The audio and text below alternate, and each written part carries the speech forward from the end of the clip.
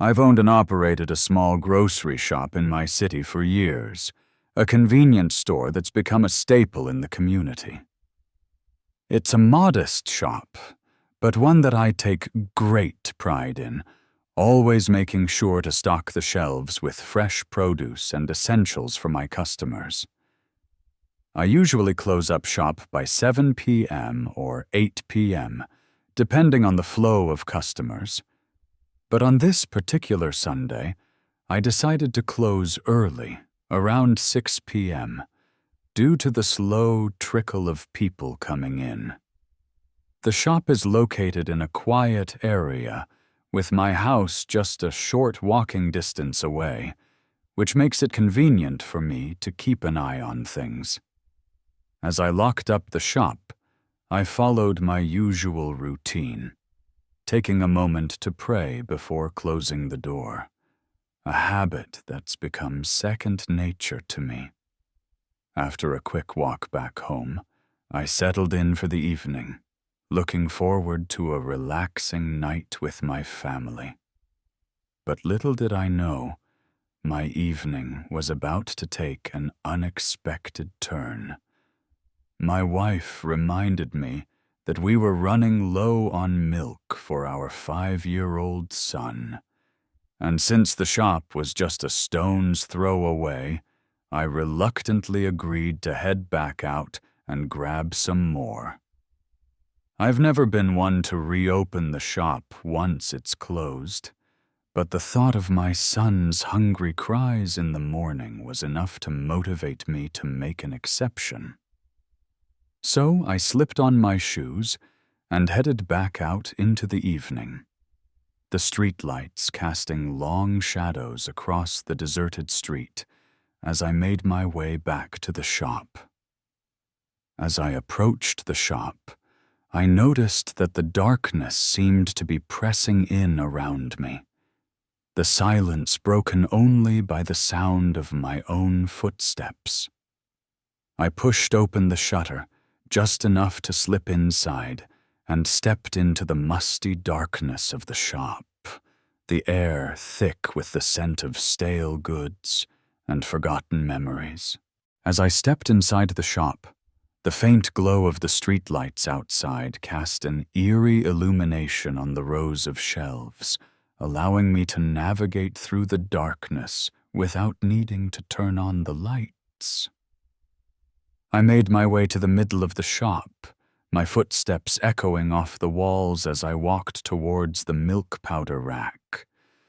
But just as I was about to reach for the milk, I was startled by the sudden sound of a coin falling onto the counter. The noise was loud and clear, and I couldn't help but feel a shiver run down my spine as I wondered who or what could have made the sound. I turned to look at the counter, but there was no one there. The shop was empty, and the silence was oppressive. I tried to shake off the feeling of unease and continued to grab the milk powder, but as I turned to head back to the door, I heard the sound again, the unmistakable clink of a coin hitting the counter. It was as if someone was playing a trick on me, but I knew I was alone in the shop.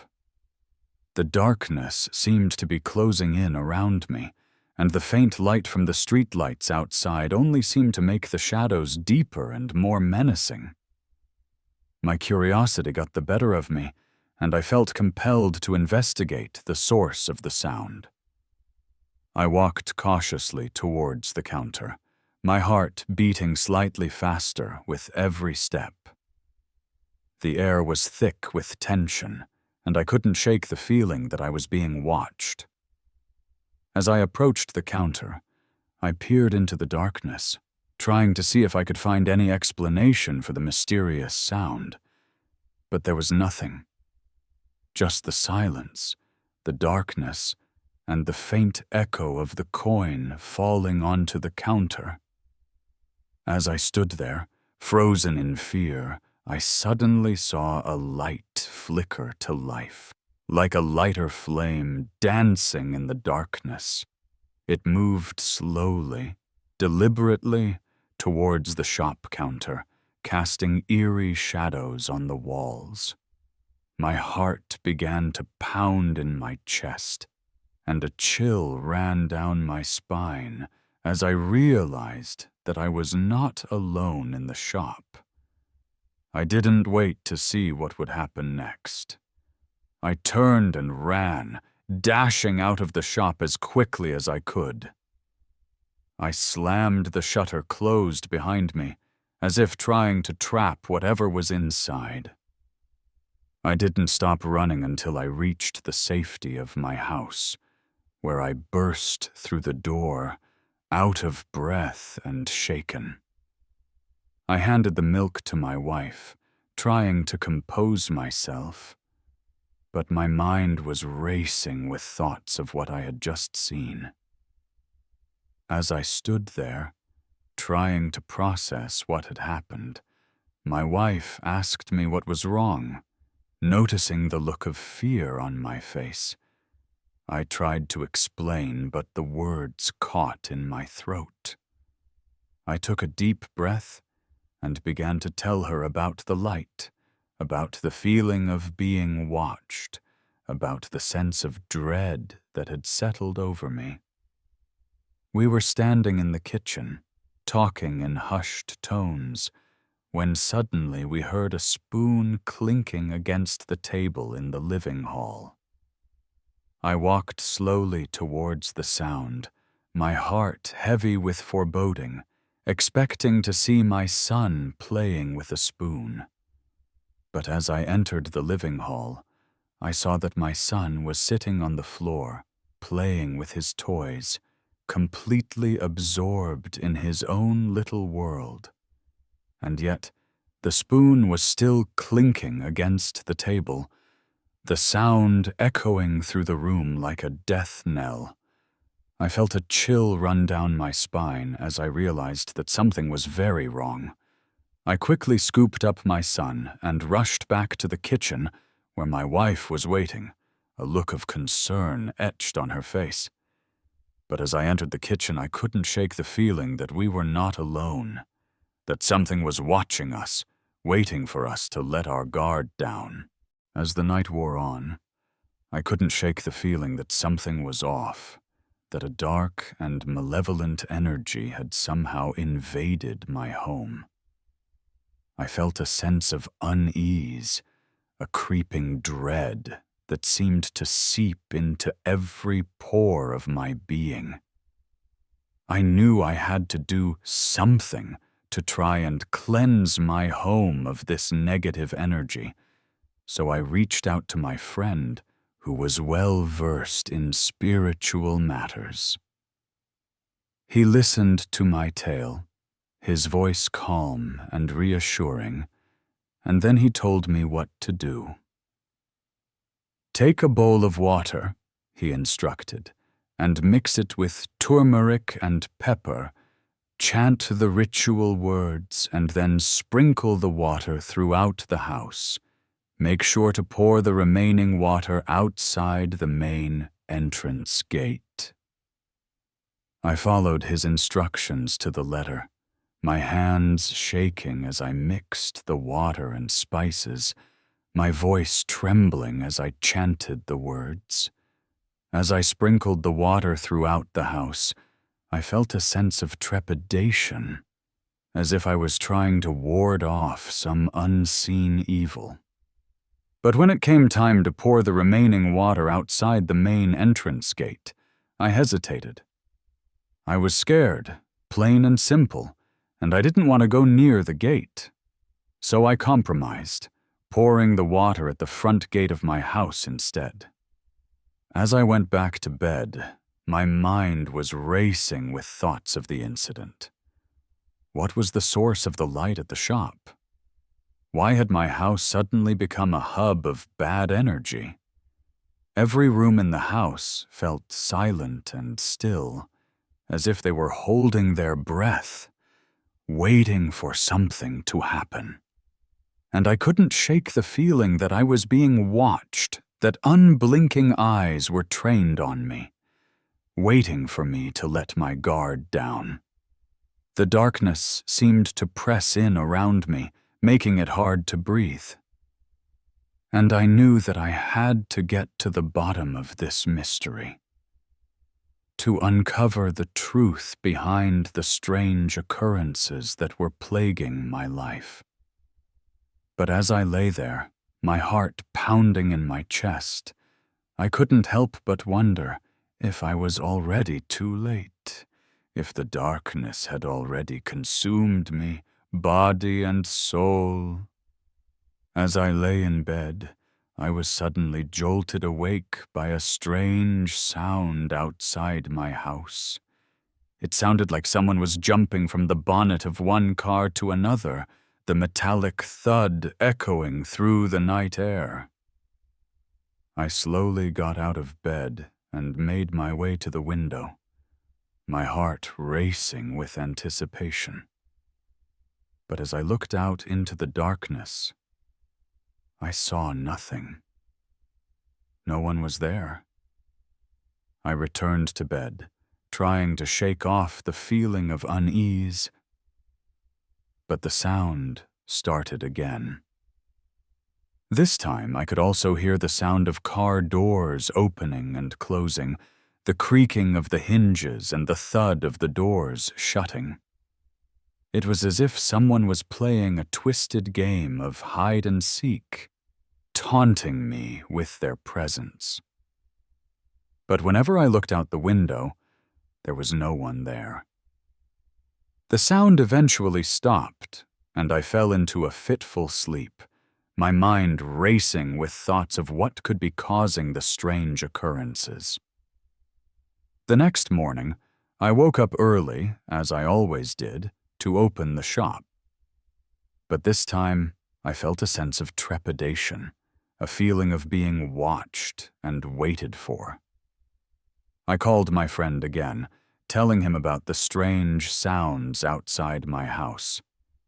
He listened calmly, and then told me to do the same ritual as before, with the bowl of water and the chanting. This time, he instructed me to pour the water in front of the shop, and to say the words, "Do not disturb me and my family. I'm just earning a living from the shop.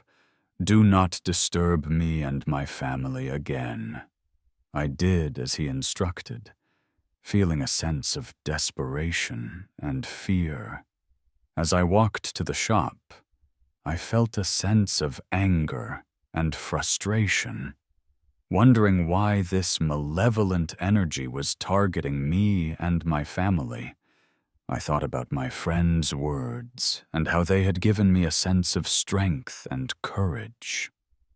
But as I sprinkled the water around the shop, I felt my anger boil over, and I began to talk harshly, saying, "Why are you disturbing me? Leave me and my family alone, or I'll do something to make you regret it." The words were out of my mouth before I could stop them, and as soon as I spoke, I felt a sense of regret and fear. And then I smelled it. A burning smell coming from inside the shop. I rushed inside and saw that 2 boxes were on fire, the flames licking at the edges of the cardboard. I grabbed a bucket of water from the toilet and rushed back to put out the fire, my heart racing with fear.